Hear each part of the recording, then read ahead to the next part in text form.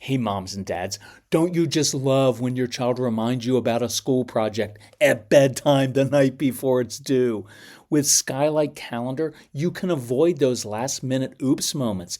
It visually displays your family schedule in one place with different colors for each family member, so you can eliminate those last minute surprises that upset your kids.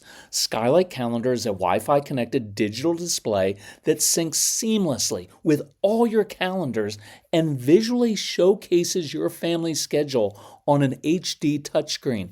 You can manage events, chores, and grocery lists on the go with the free Skylight app. This is a game changer for families like ours. And your happiness is Skylight's happiness. So if in 120 days you are not 100% thrilled, you can return it for a full refund, no questions asked. This is a great Mother's Day gift. And right now, Skylight is offering our listeners $30 off their 15-inch calendars by going to skylightcal.com/calm. Go to skylightcal.com/calm for $30 off your 15-inch calendar. That's skylightcal.com/calm.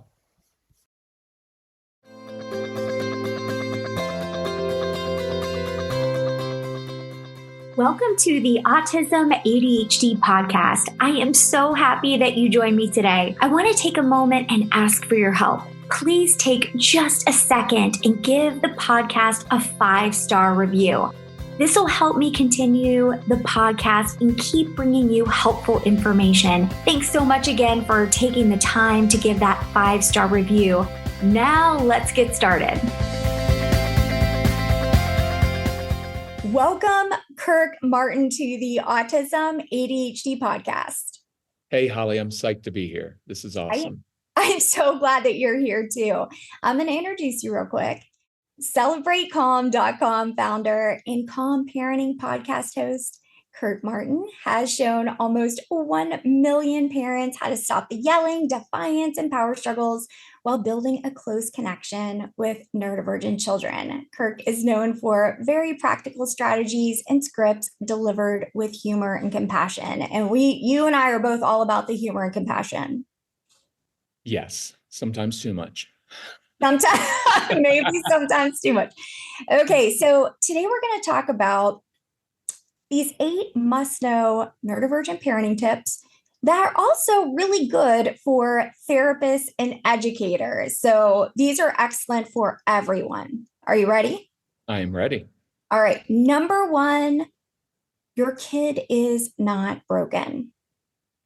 Yeah, they're not. Society sends the message that your kids are broken, that there's something wrong with them. And there isn't. They're different, but they're not broken. And there's nothing wrong with them. And sometimes you have to go through a grieving process. Like we did, especially me. To be honest, I didn't like my son when he was little. And because everything's difficult, right? And you're always told well, if you're just firm and you follow through and you give them consequences, your kids will listen to you. And we did all those right things. And yet he was still, everything was just different. And all the kind of typical strategies from all the typical books and typical advice backfired on our son. And so our first thought was, what if there's something wrong with him? And your mindset becomes, we need to fix this kid. And kids, nobody likes to be fixed. And so now part of our change was it was just me. It was my own control issues. I couldn't control myself, all my anxiety. So when I began to change myself, I saw my son in a different way. But you have to go through sometimes a grieving process, right? Of hey, our path, right? Because when you become a parent, you're you have this vision of well, we're going to have kids in the white picket fence and we're going to raise them according to these good principles. And they're going to grow up and just go through high school and go to college and get a good job. And then somewhere along the line, you figure out, we were kind of joking before of all the kids who make honor roll. When our son was little, our bumper sticker was our son didn't get suspended this semester. Mm-hmm. We're good semester, son. And so, but I don't want to go through life trying to fix them or think there's something wrong. And by the way, I don't want you as parents to think you did something wrong. You didn't cause something to go wrong. We can adjust how we parent them, obviously, but there's nothing wrong with them. And it's, you didn't do something wrong either. I love how you say that because I think that's true. That's something that comes up a lot. This idea where if someone doesn't look this way, then we need to fix them. Right. And what we do, and I think, that's a human thing to think. And I was sharing with you before we started recording, it's like, oh, I see all these people sort of posting pictures of prom and whatever, and that looks so fun. But that doesn't mean that my kids are wrong or need fixed because maybe they won't do those things because that doesn't interest them, right? And so I think that it's this very different way of thinking. If you catch yourself thinking, we need to fix this, or this needs to happen, or all the shoulds come in, I think that's great to be able to forgive yourself first for thinking those things. Definitely don't say them. Right. Think about changing your approach because one way isn't the best way. It's just the way you thought maybe things would happen or the way you usually see things happen. That Right. doesn't mean that it's the right way. Right. There's not one way, right? Like it's the individual child has a path. And look, I think our kids are going to have the more difficult path in the short term, right? And I always like to say, it's almost like they get the hard living out of the way as kids. And so I do joke, but I think it's true that sometimes the compliant, easygoing kids that kind of sail through childhood, when they're 25 and they get fired from their first job, they're like, oh my gosh, someone rejected me. And the strong-willed child's going to be like, nobody's liked me since I was born. Right. And they're used to facing challenges. So there is a certain amount of this that you have to see. I guess the advantage I have is our son is 30 now. So seeing the arc of life, that's like all those things our son struggled with when he was a kid actually make him very strong and resilient in the adult world now. So perspective really helps. And that's why I'm glad you have your podcast, because you just every week it's like perspective, perspective, perspective, and it really helps people. Well, I appreciate that. And, when I think about walking in, and I'm neurodivergent myself, I know you are as well. So walking in those shoes and thinking when I was younger, where like I did this wrong and I did that wrong and everything I did was wrong is what it felt like. I don't know if that was your experience, but I don't want that for my kids. I want them to know that they are accepted for the awesome people they are, even though it may not be this path that I thought, or we all did, and you referred to, like, oh, this is the path. You go through school and you graduate and you go to college and then you get married and you have kids or whatever. But who decided that, right? Like, who decided that that was the way it needed to be? And it doesn't. This path looks different for them, but it's not bad. Does that make sense? Like, it's not Yeah, less I in think any kind of way. Yeah, and I think it's important to normalize that and to say, like, I love the phrase, of course. Of course, your path is different because you're different, but there's nothing wrong with that. Your path will look different than the other kids. And you're going, like, what I taught my son is you're going to struggle in these areas, right? It wasn't saying like you're weak. It was, no, you're just naturally going to struggle, right? Like with authority figures, you're always going to want to speak up and do it a different way. Here's an appropriate way to do it differently. And to, I think, normalizing, I could have used that as a kid, because as a kid, I felt like in high school, I knew I just didn't fit, but I knew one day I'd be kind of like good husband, good dad. I knew I'd do well in the adult world. And I wish I had had someone come along and say, you know what? This stuff is like fleeting. Like you're only going to be like a teenager for a little while. You're going to be an adult for like 70 years. So just kind of like get through it. And then like that's what I tell middle school kids. Like, this is the hardest time of your entire life. Like if you feel awkward as a middle schooler, good, you should, because you're really awkward. I'm kidding. You don't say that, but you normalize things. Can I do one other thing, Holly? Because it's a big deal to me. Of course. I know it's kind of off of our little thing, but it's that normalizing anxiety for kids. Like anxiety is a very typical comorbid thing that comes with neurodivergent people. And I think this is my own opinion. is one of the worst things we're doing with kids is being like, oh, I'm sorry, you have anxiety. Let's talk to someone about your anxiety all the time. You'll make someone really anxious. And I'd rather normalize and say, of course you're anxious about going to that new Taekwondo class. Like, you're having to go to someplace new. You don't know anybody. You struggle getting along with kids your own age. So you're nervous about that. You're not always great at doing sports. So you should be anxious about going to a new place rather than saying, I don't know why you're anxious. There's nothing to worry about. And then the child begins to internalize, well, if I shouldn't be anxious, but I am, maybe there's something wrong with me. And I'd rather tell them, no, of course, right? Of course, that writing assignment that you're doing is hard because you have this busy brain with all these ideas, and it's really hard to get those thoughts from head to paper. So I'm going to give you some tools to do it differently, but of course that's hard because otherwise we consistently say, look, if you would just focus, that assignment isn't hard. Well, if it's hard for me, then I must be stupid and there's something wrong with me. So I think there's a great value in normalizing what they're going through instead of making them feel like they're so different or there's something wrong. I hope that makes sense. No, I'm glad that you brought that up. And it's so interesting because you and I have never talked about this before. My favorite thing to say is, of course. Is it really? It really is. Wait, here's my response. Of course it is. Know that. Of course. Look, great minds think alike. Right. Right. And so I think of it as, again, we're not going to act like the anxiety is not there. That's kind of ridiculous. Right. And like you said, act like it's not happening. No, it's happening. Right. Yeah. And it's often based, like you were saying, on my previous experiences where I felt anxious, or when you don't know what's going to happen, anxiety is very much a feared future. Yeah. Right? It's preparing them for the future. Look, anxiety is caused by unknowns, things you can't control. It's a very normal thing. And you shouldn't feel bad if you feel anxiety. You should actually know that's a normal, healthy response to new situations. It puts you on alert of like something. So given that that's normal, here are 2 or 3 ways to handle that inevitable anxiety. And now you're teaching your child, this is the way you operate in the world. This is what you're going to encounter. It's normal. So here's how you do that in those situations, rather than making it something kind of like there's something wrong with you or that it's odd. And our kids are odd at times. So.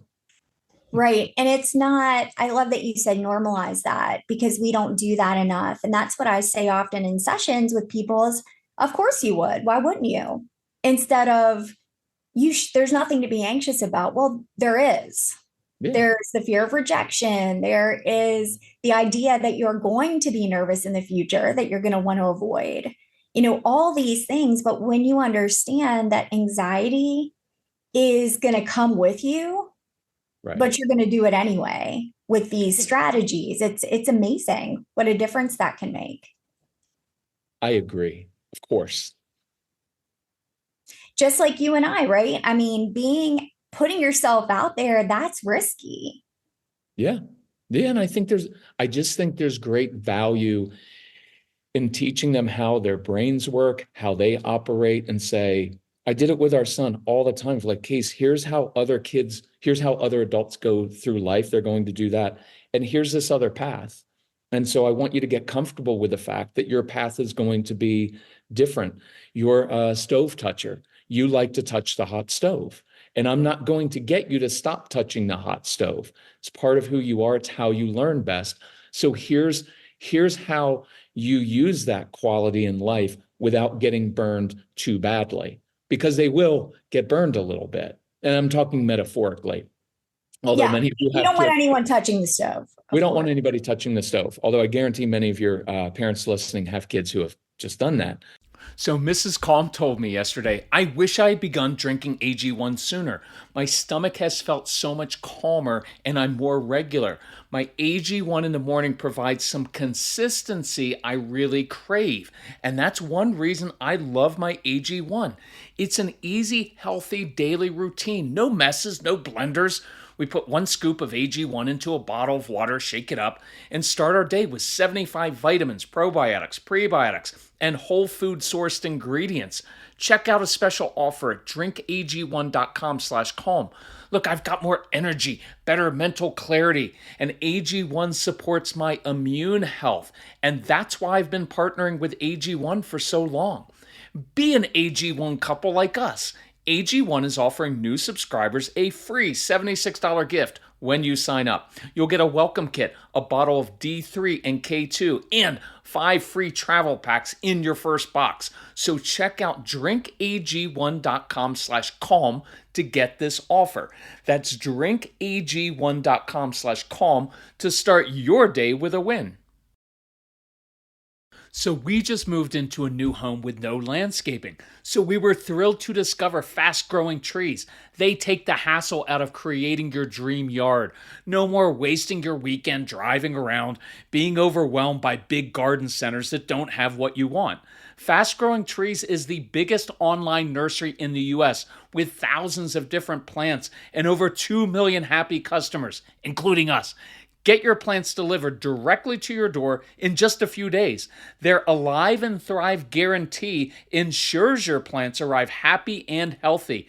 Plus, you get support from trained plant experts on call to help you choose and care for the right plants. This spring, Fast Growing Trees has the best deals for your yard, up to half off on select plants. Plus, listeners to our show get an additional 15% off their first purchase when using the code CALM at checkout. That's an additional 15% off at fastgrowingtrees.com using the code CALM. fastgrowingtrees.com/calm. Offers valid for a limited time. Terms and conditions may apply. But learning that the way that they're made is good. And I think that's even a little shift of like, no, I like the way you're made. I like these qualities. They're going to serve you well in life. And one thing I taught my son and we teach kids is, look, these things are going to make it harder for you in school. Because that's an honest statement, right? Like, look, you struggle with short-term memory. So here's what I want you to know. The only time in life that you really have to use short-term memory is in school to memorize information for tests. For the rest of your life, you will use strategic thinking. You're a good strategic thinker. You have good critical thinking skills. That's why you're so good at arguing with me. You see patterns in life. That's why you're so good at chess and checkers. You know what I'm going to say already before I even say it because you cataloged all of my lectures. Right? Those qualities, though, when you get to the real world, the adult world, are going to serve you well because companies will pay you a lot of money, not to regurgitate and memorize information, but to be a good thinker. And you're a good thinker. And I think something that's coming out of me as I'm saying that is to stop living on the defensive. Because as parents of these kids, we tend to be defensive of like, because other people, teachers, parents, therapists judge us all the time. Well, why aren't you doing that? Why is your child doing that? And I want you to feel confident to say, oh no, these qualities do make it harder as a kid. But in the real world, man, my child's going to thrive. And just to add a little humor, sometimes when people would judge Casey, I would say, hey, you better be nice to my son because one day your compliant neurotypical kids are going to be working for my son. Because he's the kid who's going to own the business and needs some compliant people that he can pay very little money to because they're just I'm kind of kidding, but I'm not. But I like that. But I want parents to have a little bit of that confidence in there to say, no, I'm not on the defensive here. There's nothing wrong with my child. My child is going to thrive. It's just going to struggle in arbitrary situations, right? Like sitting still when you're 5 years old in circle time. Like if you have one of these kids and you don't get a call at the beginning of the year from a preschool teacher, something's wrong. I expect kids to get up and start walking around the class because that's what they're supposed to do at age 5. So sorry, I just ranted a little bit. No, I love it. It's true. I am fully convinced that, here are these beautiful creative thinkers.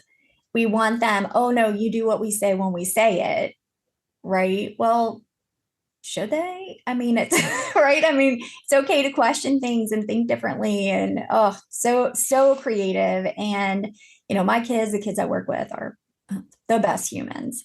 So, number two, don't Okay. let people put your child in a box. I think it's what we've been talking about. Yeah. You as the parent, you get to make the decisions. You are responsible for your child's education, not the teachers and not the school system. And there were times where, practical sense of, we would just tell the teacher in a nice, respectful way, because teachers have a hard job, right? Like we have trouble raising one or two neurodivergent kids, but imagine you have like 8 or 10 of them in your class. Like, it's not easy. So I would talk to Casey's teachers and say, I really appreciate that you want to teach my son so well. I appreciate you giving him homework because you want him to learn. I just want you to know some nights we're not doing homework. Now, we're always learning. Some nights we're going to build a robot. Some nights we're just going to go out and play, because play is learning. But we're not always going to do his homework assignment. And it's okay with us if you mark his grade down, because we're not interested in grades. We want to raise a curious child who loves to learn. And so that takes some confidence, though, because when you're in IEP meetings, it's usually one parent or maybe two surrounded by 14 different people with master's degrees, right? And you get overwhelmed with that. But no, trust your instincts as a parent. I want you to trust your instincts to know, no, this just doesn't feel right. And I want to resist what your in-laws say, what your own parents say, because they're going to judge you. And you just, Holly's podcast, other resources to feel confident knowing I'm doing the right thing, even if it doesn't always feel easy, or even if it looks different than everybody else is doing it. Yeah. And I like that you said that too, is you are really standing in for them, because it's true. There are so many comments, unsolicited, by the way. Usually we're not asking for them. So it's true. And so we're like, okay, yeah, thank you for that. But like you said, putting your child in a box, that's okay that your kid maybe does something different. I remember going to, it was an open house for the class, and all the kids handwriting, it was a project, was up on that wall, and I knew immediately which kid was mine, right? Because it was extremely difficult to read and very, very different from all the other kids. And he was concerned about all the parents seeing, his handwriting. And I was explaining to him that, most people don't even write very much when they're older. They type. And not only that, my handwriting, whew, it's hard to read. I have a hard time reading it myself. And it has nothing to do with being smart. That's And good. look how creative and lovely the way you wrote that. I think it's so beautiful. And, really thinking, again, like we were talking earlier, for number one, in a very different way, all because they're, jumping out of that box, or maybe standing next to it or far away from it. It doesn't really matter. It's about supporting them where they are, and remembering, like you said, homework, that curriculum was not built for them, period. Right. It was not built for them. So we're expecting them to do something that's not at all built for them. Just like it would be extremely uncomfortable for someone to tell me that I'm expected to do something I am completely not built for. We use that example a lot, Holly. Like, if I were to take a highly creative person and say, hey, your job tomorrow is you're an accountant. Your livelihood is based on being an accountant. Or if I switched that and I took an accountant and I said, hey, you're the accountant at the advertising agency. Tomorrow, your new job is to be creative director to come up with really creative ads. Well, what would happen? I come in his office or her office a couple days later and say, hey, do you have some new ads for us? Well, I'm not good at this. That just sounds like excuses. If you would apply yourself, you'd be capable of doing this. You're smart. All the things people say to our kids. But so if you put kids in the right environment, they can thrive. But we also know certain things they're just not going to be good at. And it's not fair to ask you, because I know even though you're highly organized, I would not want you, Holly, running the books for my company. That's not your strength. And what would happen after a while is you would make mistakes. Me as your boss, in this case, would be, right, get on you of like, hey, you need to be more careful. You would start to feel like a failure. And you're a highly intelligent person. And just look, if we put you in a different job for 2 weeks, I could basically ruin your self-confidence because you would sit there every day saying, I don't know what to do. And everybody would be around you saying, well, why don't you just try harder? And you would get angry inside and you'd feel frustrated and you would want to give up. And so that, if you can think about it that way, in some ways, that's what we ask our kids to do all the time. It's just, they're not good. And that's where that normalizing of things and giving perspective of like, look, you're not going to have to do this the rest of your life. This is very arbitrary. I love that example so much. It makes me think of one of my first jobs where I was a hostess for a restaurant.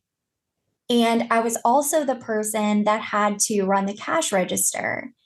And I was horrible at it. And I told them that I have not been tested. I would imagine my processing speed, I'm not quite sure what my overall IQ would be, maybe a bit higher, but the processing speed would probably be lower, like a lot of people with ADHD, and also my working memory, like a lot of people with ADHD. And then also, I think I would probably meet criteria for a math learning disability. And for that time, back in the olden days, there was no cash register that told you what to give back. Right. So lines of people would be yelling at me, giving me change that made absolutely no sense for their meal. It would take forever. My drawer was always off and they were constantly mad at me. Right. And I can't imagine, that's the only way I got through that, is someday I'm going to be somewhere doing something where my strengths are, where everyone isn't yelling at me and disappointed with me all the time. Man, we could end it there, that the discussion on that, I don't want to, but on that part of just countering that negativity that, we just did I just did a podcast on that, on countering that negative internal dialogue. So can I do a quick example on that, Holly? It's related. Sure, of course. So I'm doing this phone consultation with this great couple, and their son is a slower processor, like you said.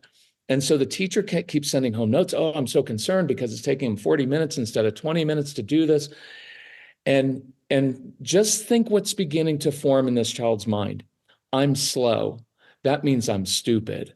I'm not as smart as other people. Something's wrong with me. And those internal narratives, they can last a lifetime. We all have them. But if the parents, so in this case, if the parents and teachers were like, dude, you know why I like how you process information? Because you're a deeper thinker. Yeah, you're slower because you're considering all the different options. Sometimes you give an answer that's not even in and this was true, you give an answer that's not even in the teacher workbook, in the teacher guide, because you're such a good thinker. So I love that you're a good thinker. And so we can change that internal dialogue. So now the internal dialogue is, I'm a slower processor because I'm a deeper thinker. I'm a problem solver. I consider many different angles. One day a company is going to pay me a lot of money because I'm a problem solver. And that's the same exact kid, but the parents and teachers' perspective is different. And that kid will be raised entirely different, in an entirely different way, just having that different mindset. And I'm glad that you brought that up. And that's so powerful because the kids that I see, this foundational belief, right? It just really soaks in. I'm dumb. I'm bad, constant criticism.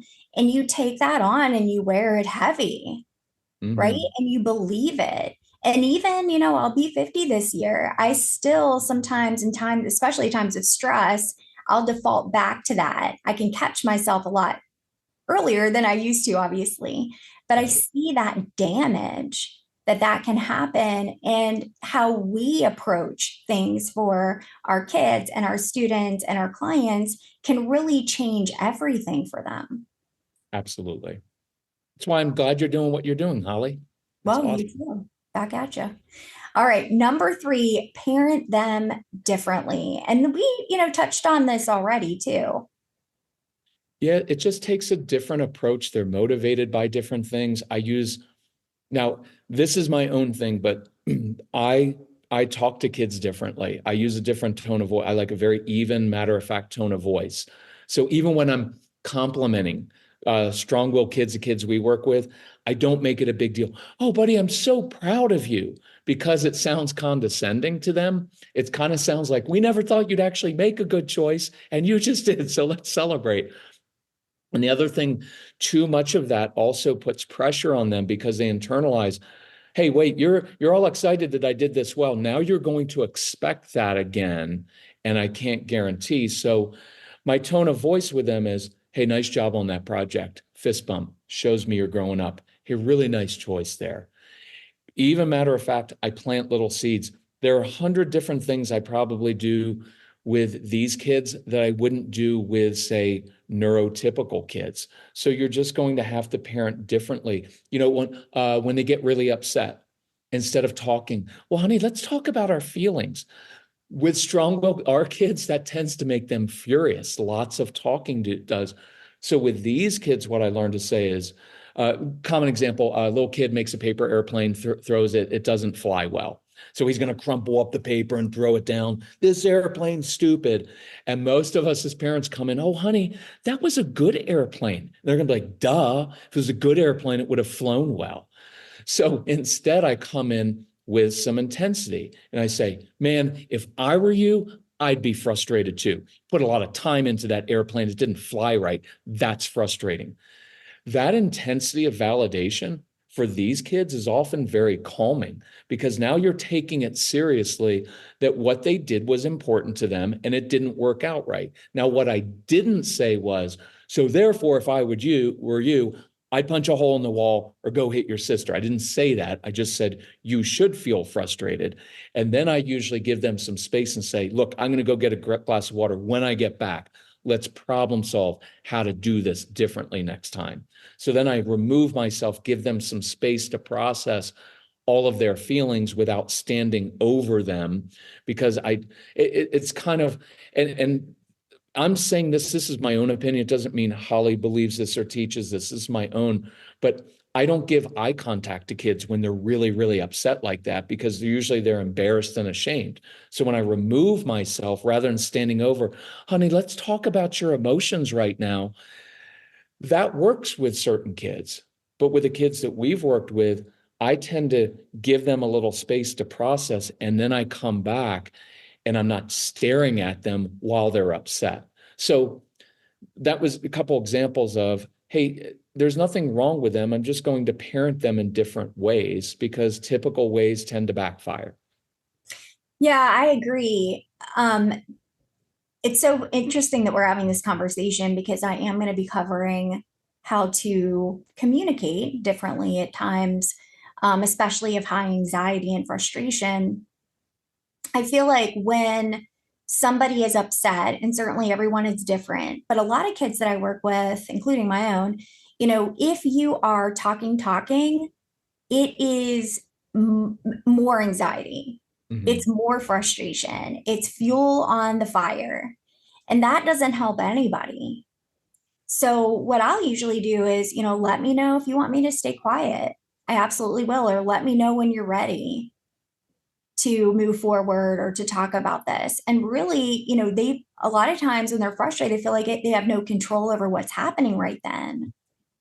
That's And good, being able to Holly. say, you know what, you tell me when you're ready. instead of, again, putting more fuel on the fire. And I think we naturally do this as humans, right? We want things to be better. We want to make things okay. But when you say parent differently, this may not be the natural thing that you do that works for your children. You know, your words that you just used so it's the same words we use. So child's really upset. I'll often walk in the room. Common example was when our son would be yelling at my wife, at his mom. And I would come in and say, hey, I can tell you're frustrated. Listen, when you're ready, if you want to come in the living room and build with Legos, love to build with a spaceship with you. Hey, when you're ready, if you want to come outside and play catch, love to help you with whatever you're struggling with.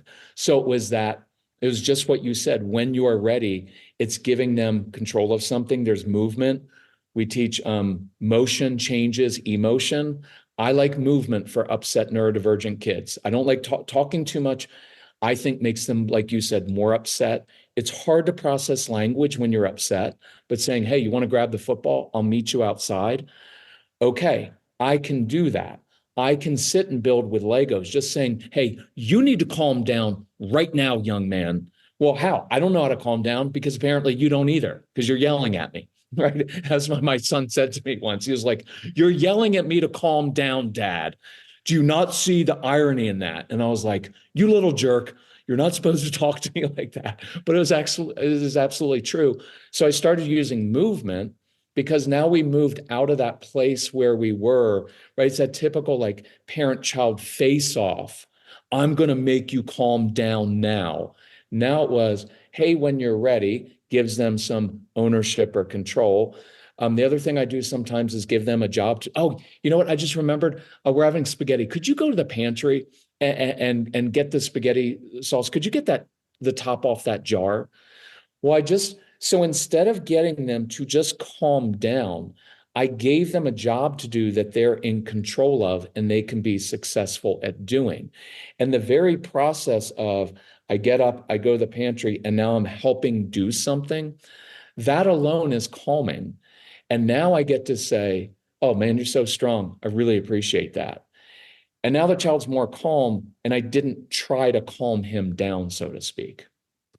Right. And I think when it's not direct and really giving that space and really, again, knowing your kid, because giving them a, task in that moment when they're really upset, that jar might go flying, right? So it really depends, and you're checking in kind of, and your kid better than anyone, is where are they in this moment? And if they're able to do that task that they, maybe a preferred one that they like you said, you could turn around and say, you're really strong. That's awesome. So, and I love that. And again, maybe the rule book you thought was going to be there, and that was what was going to happen in your parenting journey. Here is a different way of doing it. And I feel like, not that things have been easy, but I feel like I am a much better parent now that I can stand back and realize like all the different ways things can happen. And maybe we can take a hard look, and the way we were parented, maybe that wasn't the best way for us. Yeah, you have to challenge all of those things. So it's interesting that you just said challenge all those things, because number 4 is your kid will change you. Well, kids will change you. There's 2 different ways. This one is because they're different than you, right? And so that's one of the hard parts, parent, like especially, if you're, for my wife, it was really hard for this reason. My wife is a compliant rule follower. She was raised, just do what people tell you to do. And so our son comes along and he's not like that. He's going to question everything. And so it's like, well, why can't you just be like me? Right? Why? And so the beautiful part of these kids is that they will cause you to grow up and mature. And it's not just like one of those nice things to say, oh, they're a blessing, they're a gift. Not in that way. In reality, they are, because they will push every button you have. And the real issue isn't that they're good at pushing buttons, it's that you and I have so many buttons to push. And so they will bring out Holly, you know this because you're getting a little bit older, like I'm much older than you. But we're just immature, broken people. And so they will find all those areas. Like for me, it was my dad was career military. So it was fear and intimidation, yell and scream. And I did that with my son when he was little. They don't back down. They're not moved by it. And so it's like, wait, this is all I know. This is my toolbox. And so my son would bring out all these things in me. And then now it was out in the open, and it was either change and fix a kid or change myself. And so, in all honesty, my son especially has caused me to become an entirely different person than I was before I had him. And I am truly grateful for that. Now, some people listening, you have harder situations, right? You have kids with attachment disorders. You have some really intense things. And so I don't want to sugarcoat it like, oh, well, they're just going to make us into different people, because it's hard.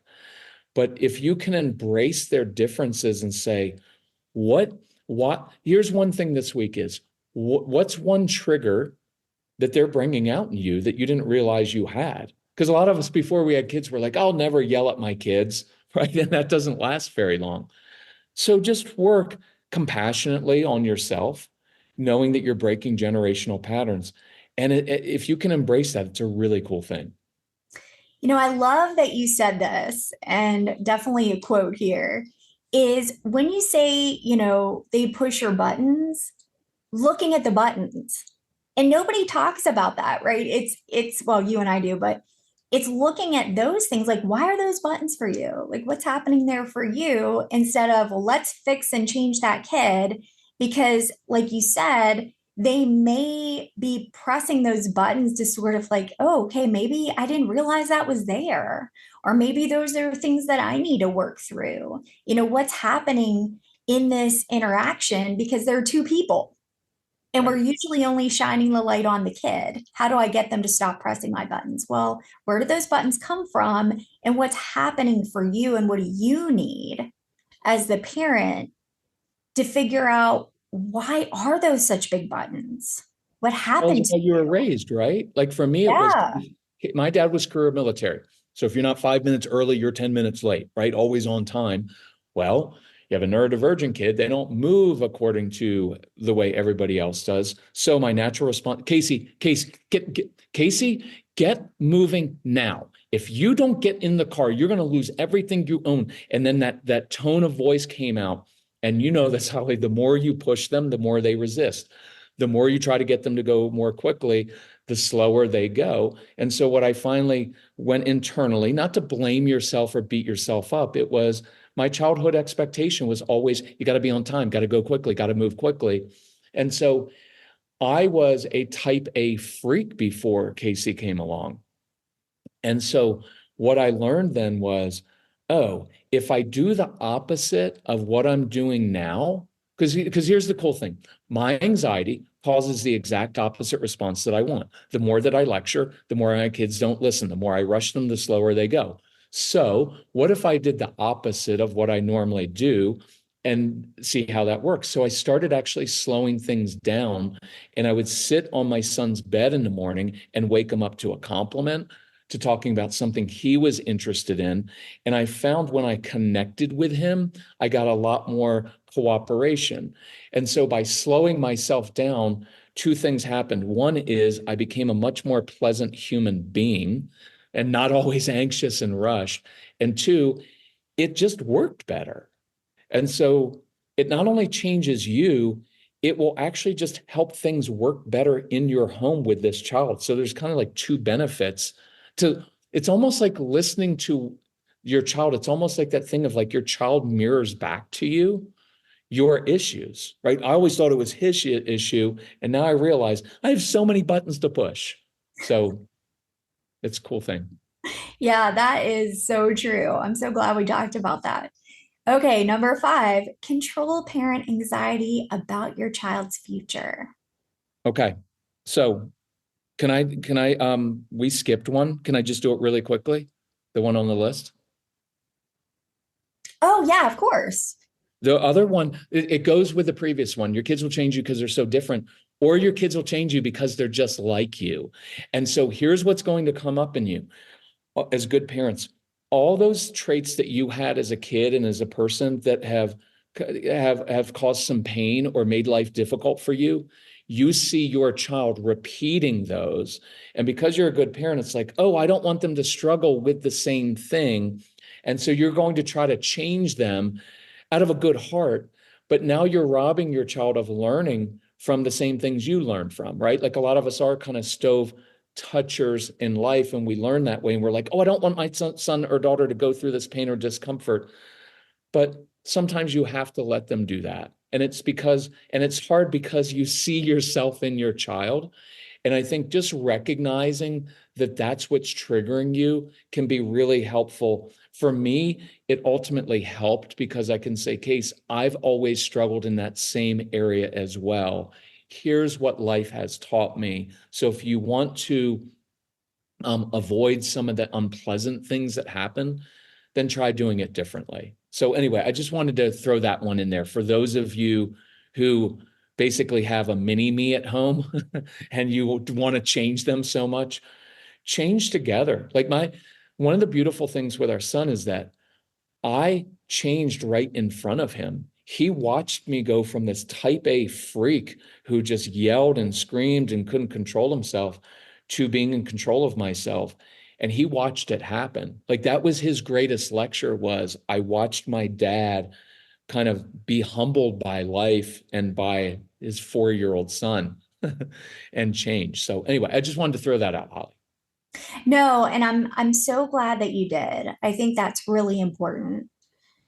Okay, so we were Okay, talking about that future, and we talked a little bit about this already. We touched on it. okay, so controlling your anxiety about their future. I'll just do it bluntly because I know I've rambled a little bit. You are going to have anxiety about your child's future. You're going to look at what they're doing now and project into the future and assume that that 12-year-old boy who sits in a hoodie sweatshirt, the same hoodie for 18 straight days playing video games, is going to be that same kid when they're 27. And inside you're thinking, who's going to marry this child? Who would possibly hire this child? And you do this, we do the same for the 4-year-old that can't sit still in circle time and who's walking around the preschool class. She can't follow directions. How's she ever going to succeed in life? And we take all of this on and project it out. And what I want you to know is they change. They change over time. Like you're different than you were when you were 8, I hope. You're different. For men do this a lot because men have this like hero complex of like, look at me, I'm a 40-year-old man. I'm so disciplined and I work so hard. And I'm like, you were a dopey 9-year-old also, right? You were a 13-year-old that was clueless. And if you're a man, you're still pretty clueless at 40 because we don't grow up till we're about 45. So, but just be aware that that's your anxiety. And here's the one thing I would watch out for. The anxiety of projecting to the future will cause you to begin lecturing your child over and over again. You're going to go to that kid in the hoodie sweatshirt and say, you know what, if you would just apply yourself, you'd be capable of so much more. And you need to do this and you're doing this wrong.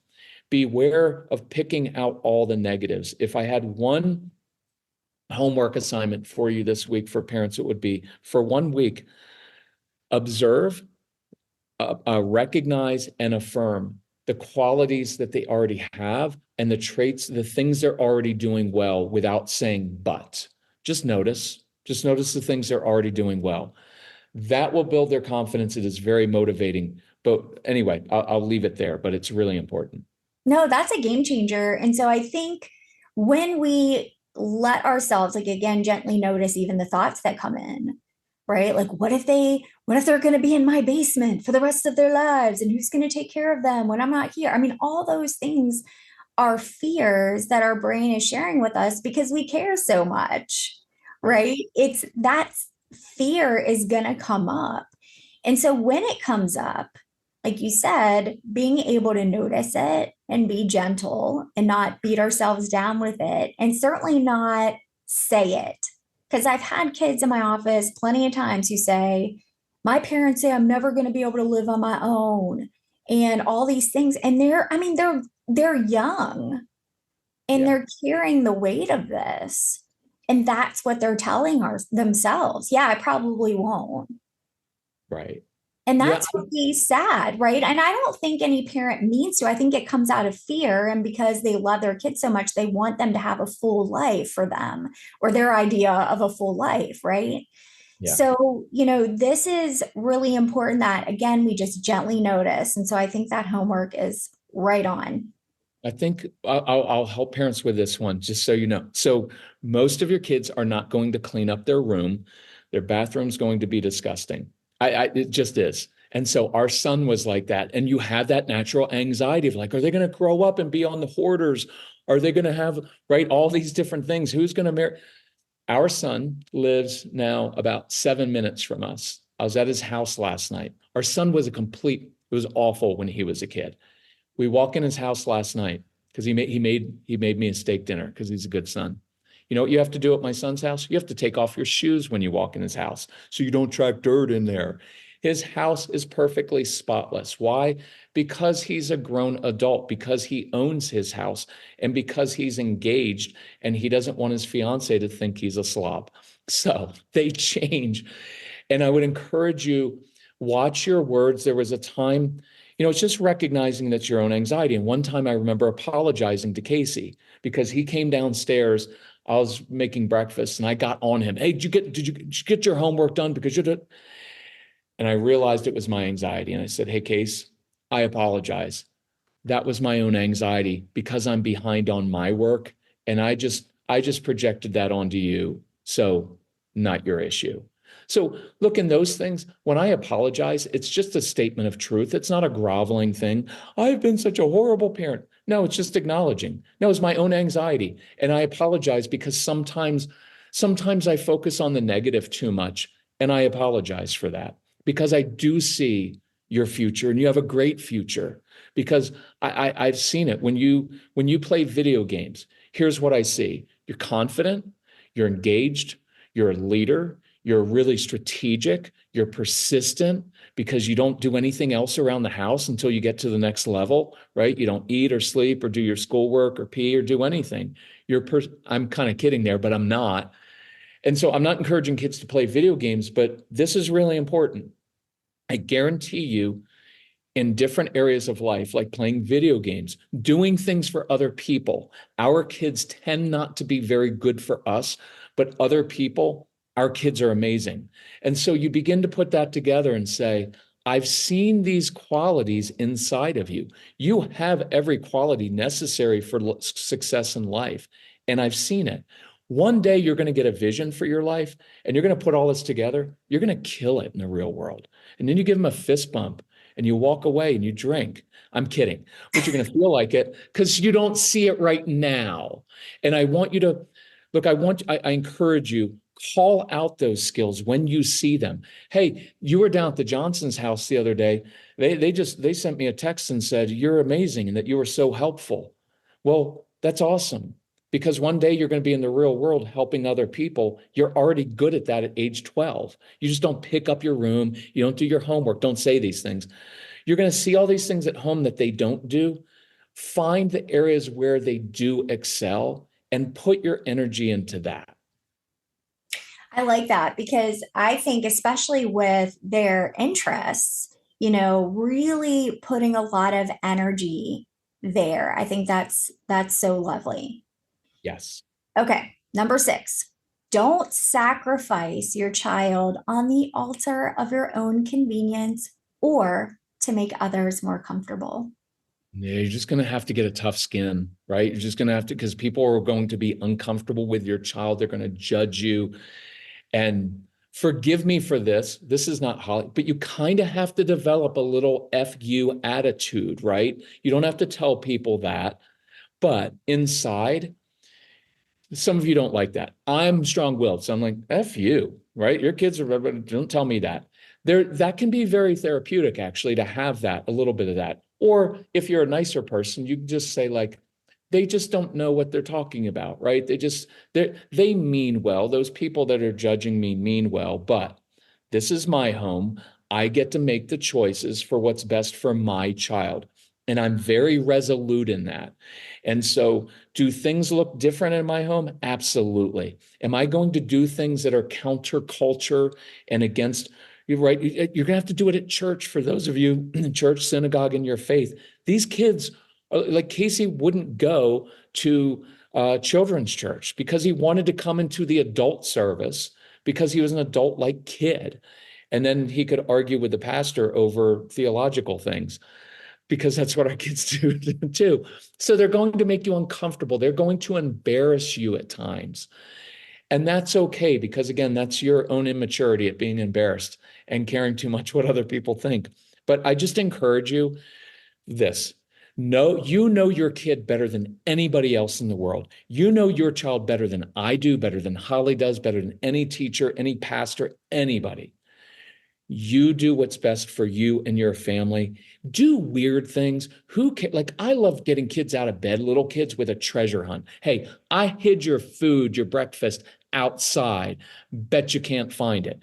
And who cares if your neighbors are like, why is your son out in his pajamas every morning in the snow looking for his food? Because he loves doing that. And because we love him being outside so we can actually enjoy some peace and quiet. I'm kidding. But yeah, we're not making kids go in the snow, look for their I'm food. kidding. But here's the true example is our kids do like to problem solve. So doing a treasure hunt, you're in Raleigh, it's nice weather there most of the year. So springtime, you wake your child up or do a treasure hunt in the basement and hide their food. Is that different than how other people do it, of perfect breakfast, of everybody sitting around together? Like, Holly, that thing even of like all those shows of like the family who sits around the dinner table. Let's share all the good things that happened today. And you're like, I'm just trying to get my kid, one, to eat something other than mac and cheese tonight.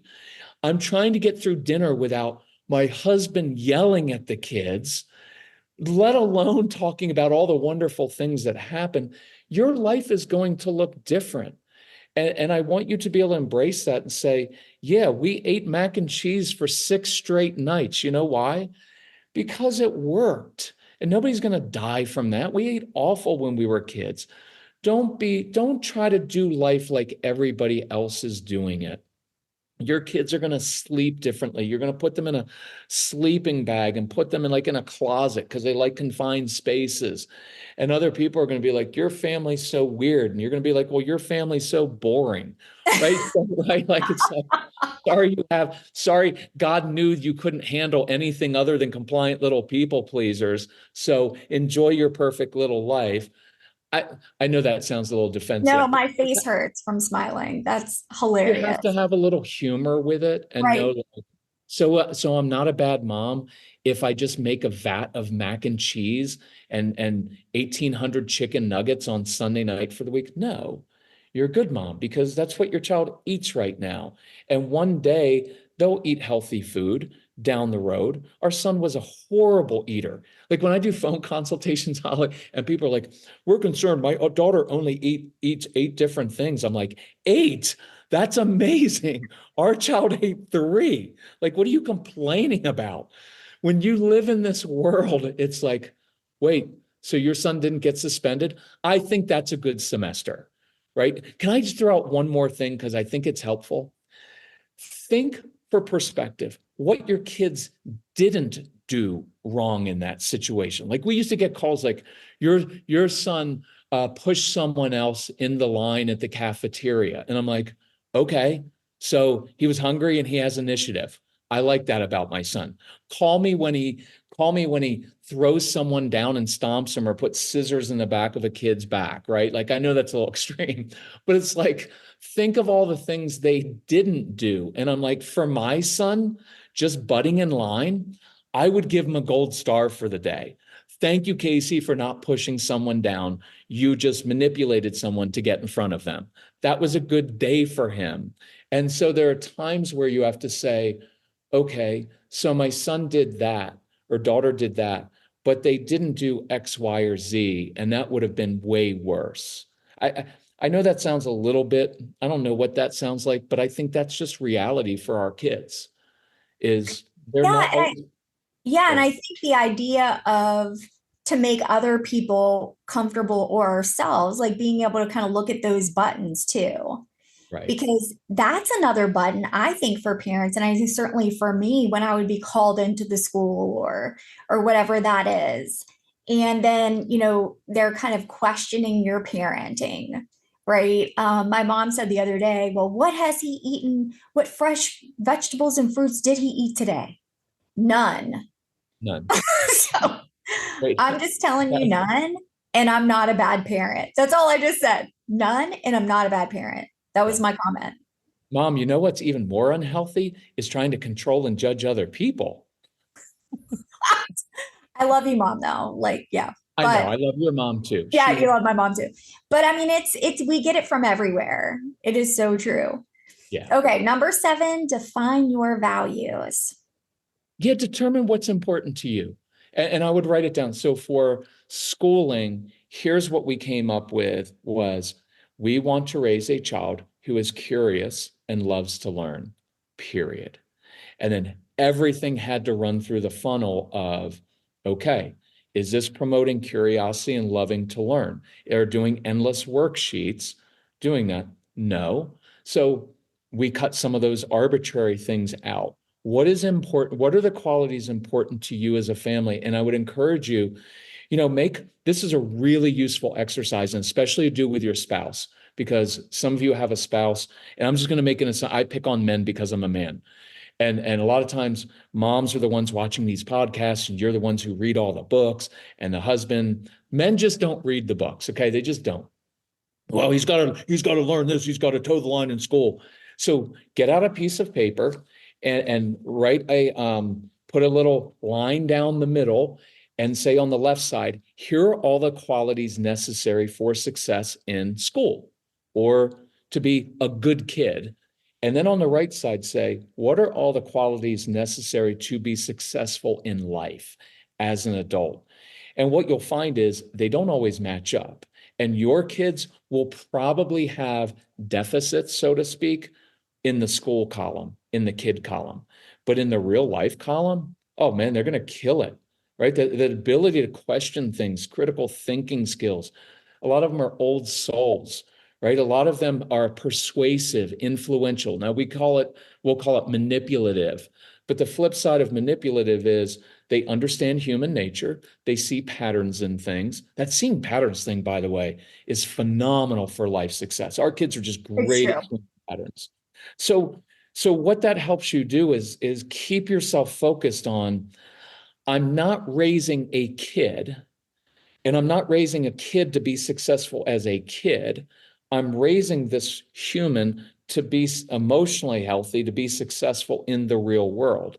And so one of the key things that I try to tell parents is stop trying to make your kid be good as a kid or to be good at being good in the kid world.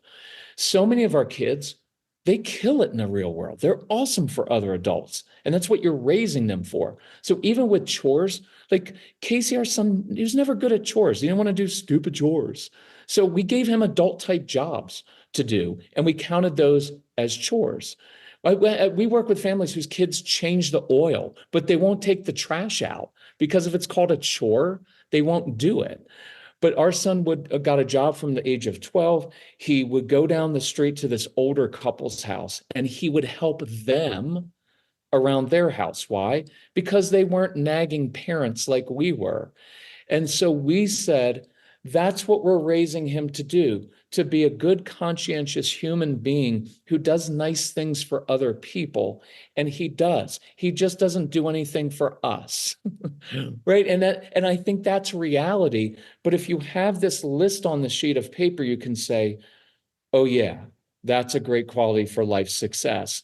And then I focus on those more than the ability to sit still in school all day long and memorize information for a test that you're never going to use again. Well, what do I focus on? Well, we just chose to focus on the other things. And for encouragement, our son was not good as a kid. He just wasn't. He is 30 now. In the real world, that kid absolutely crushes it. He's good at all those things that irritated us about him when he was a kid are the very qualities that make him successful as an adult. And your kids are the same way. Yeah, I'll tell you, a lot of times the kids that I see, my kids can be so persuasive, and it's a skill. It's a great salesperson. It absolutely is. You It's can such make a a lot of money skill. selling stuff, right? Like all those things. Why can't you take no for an answer? And it's like, switch that around to, yeah, that's annoying. I get it. But what a great quality to have that persistence and to understand. Look, many of your kids make it like at the holidays when you get together, they make inappropriate jokes about relatives. And we're like, that's inappropriate. Stop it. But inside, you're kind of laughing because they're spot on. Well, that's because they see patterns and they get human nature because they're often, look, a couple things. One, they tend to be very good observers. The quieter ones, deeper thinkers are observers. And plus, these kids are accustomed to feeling different and hurt. And so they feel things deeply. And so their ability to mock people, and especially your relatives, is because they have great insight into human nature. Well, that's the reason you're a great therapist. It's not just your training, it's because, Holly, you get people. And so, how are you a good salesperson? Because you understand what motivates people. You're a good marketer because of that. Like, if you can step back, your kids have all these amazing talents. They just don't get grades for seeing patterns. They don't get that's why your kids don't want to show their math homework sometimes or their math work. Well, I looked at the problem and I saw the pattern and I knew the answer instantly. Well, you need to show your work. Duh, I just showed you my work by getting the answer right, right? Like that. So you're going to argue with them for like 18 years over that. But anyway, your kids are going to be, your kids are going to do well in life. Just pull those qualities out and let them know this thing of sitting still all day, you won't have to do that after you're like 17. It's going to be okay. Number 8, spend your energy supporting their passions. That's kind of what we were just talking about. So I'll Great. do this one quickly. The trap we fall into is everybody points out the negatives and we think we have to fix everything that's supposedly wrong with our kids. So now they're going to Kuman to learn math and they're going to this and they're going to that. And their whole life becomes about trying to fix what's wrong with them. And you have to be judicious about that because there are some things that they need help with and they need to learn and they may need to see a therapist about or go to an occupational therapist. But if you spend 80% of your energy trying to fix what's wrong, well, guess what you don't have time for? Cultivating their natural gifts, talents, and passions. I'd rather switch it around and look in a very practical way. Our son, we knew from an early age, was not going to be a scientist. He was not very good at math. I just knew that.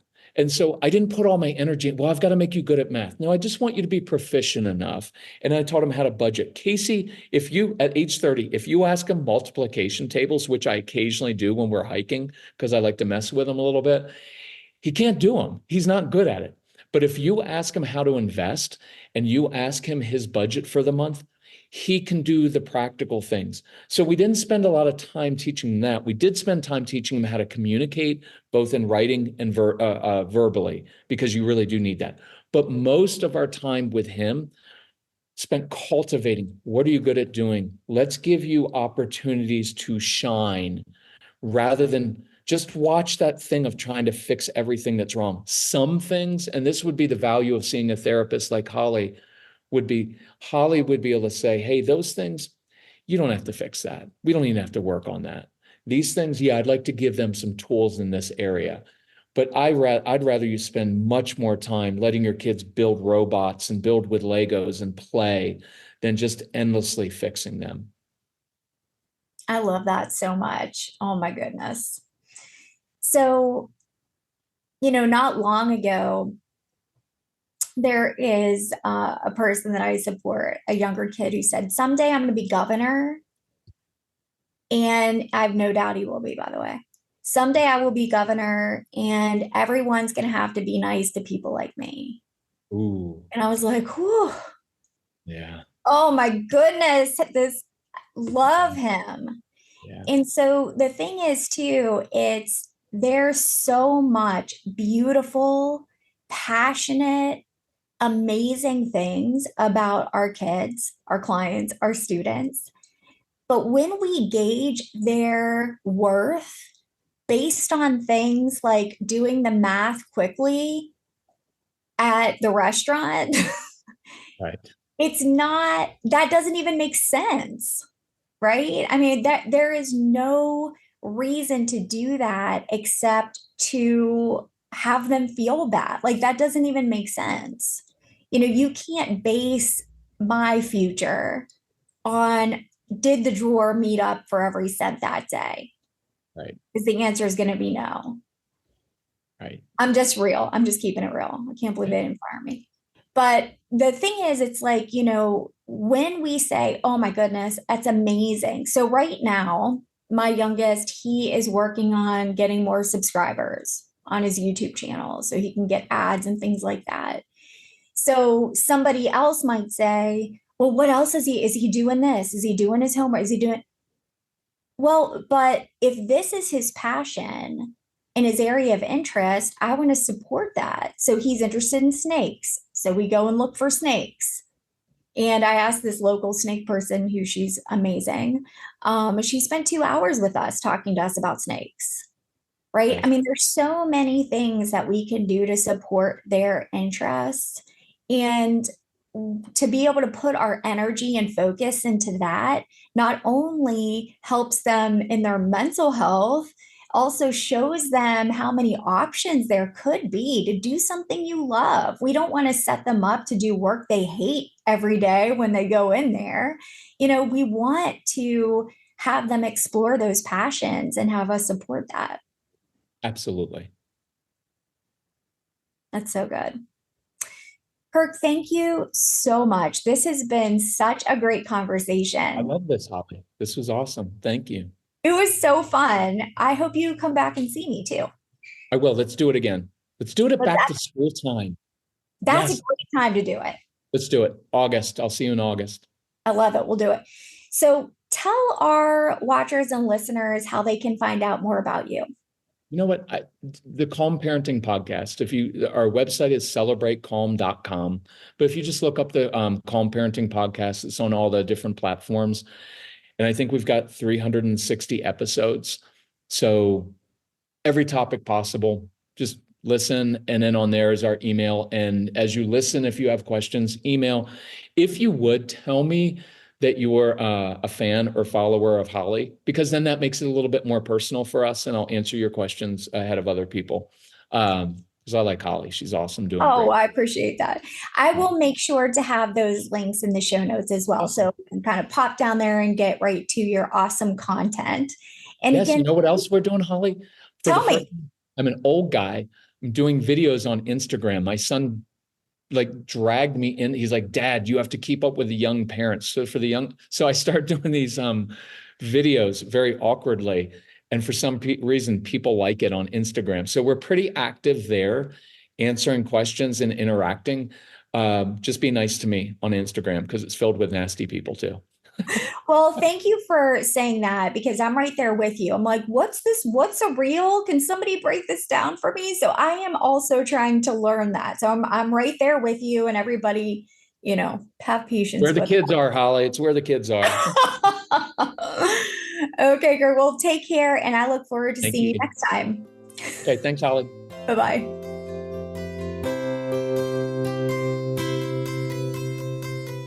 Thank you for joining me for this episode.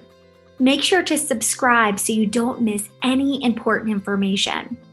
Today's episode is brought to you by the free Behavior Detective Guide. If you are a parent, a teacher, or a therapist, and you support a child who struggles with challenging behavior, you absolutely want to get a hold of this free guide. So take a look in the show notes and click the link, and you'll be on your way to getting the free guide in your inbox. Thanks so much, and I look forward to seeing you next time.